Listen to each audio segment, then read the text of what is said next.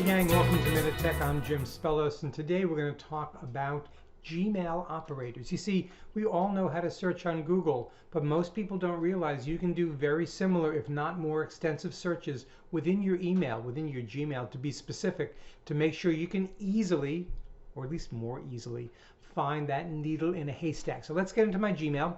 What you're going to see here is I have the first of the operators. It's the from operator. We'll make that more specific in a second, but just to see the syntax of how it works, we're going to have the operator name followed by a colon and followed by the information we want to tell Google to search for. So in this case, I am searching for any emails that are coming from, not CC'd, but coming from anyone with the address of Rock and Wrap It Up, which is, all you know, is a group I work a lot with in terms of food recovery.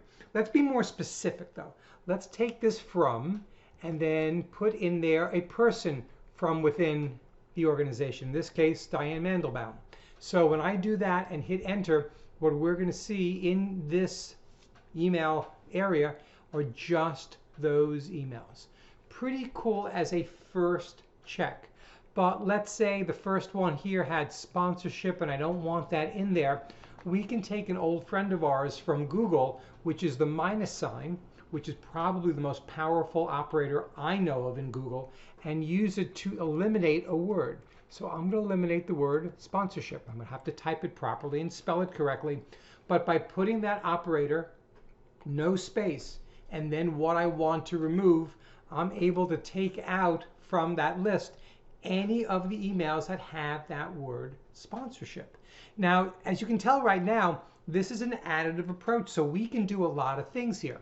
Example, well, we'll keep with the Diane Mandelbaum. Diane's going to hate me for doing this. I know she watches this sometimes. But what if we just want to see those files from her that have an attachment? Well, let's use the has operator.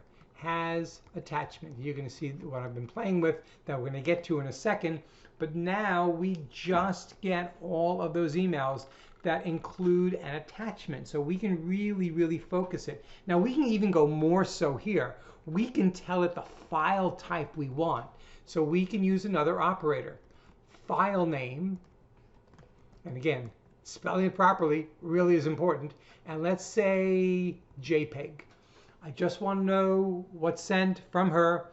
Obviously has attachment is redundant if file name JPEG is in there, but now we're really limiting that. So with a single search, just adding a few operators, we can do an awful lot. Now let's talk about a few more things. There's so many operators we can talk about, but I want to keep this short. Why don't we talk about timing? I gotta find stuff that only came in before a certain date.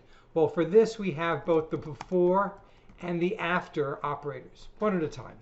Before, always with a colon, and let's see, I already put in this 2016-0101, so now I'm getting only those emails from before that date. Now you might say on the left side of the screen, well, wait a minute, this one at the top is coming from 124, but that's a thread, and part of that thread is before 2016 January 1st.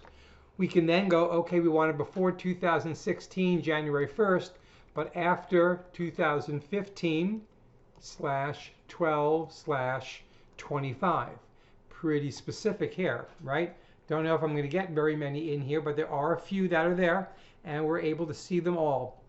As we scroll down here, we see all of those emails fit a particular category. Pretty sweet, but it's a lot of noise in there, don't you think? Some of the stuff's coming in that's coming from different areas of the mailbox. So what if we add another operator? This operator is category. And maybe we just want the ones that are in my primary box rather than all the other things that are there. And well, we've now reduced that to less than a page of information that's in there.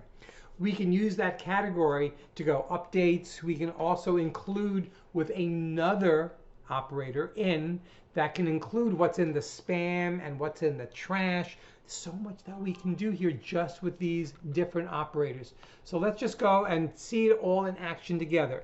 So I'm going to say from, it's going to be Diane, and then it's going to be has attachment, and then it's going to be file name JPEG, and then it's going to be before colon or no colon, no slash colon 2020 slash 09, 19 is not the right month, right? 09 slash 08. Good? Enter. There you go. Pretty sweet.